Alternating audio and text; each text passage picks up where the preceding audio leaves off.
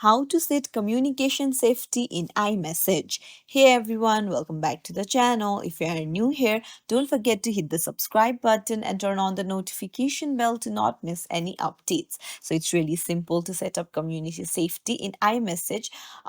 It can also help you block sensitive content. So let's dive right in. Head over to your settings, then scroll down, go to screen time and scroll down. Here under communication, you'll find communication safety. Tap on it and just toggle on the communication safety.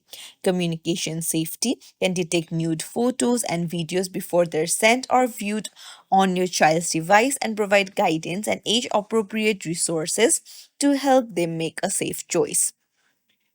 So you can update other devices using iCloud for screen time. Changes to communication safety settings on iPhone will not apply to other devices. So just keep that in mind. So if you found this tutorial helpful, don't forget to like and subscribe to our channel for more tips and tricks. Thank you for watching.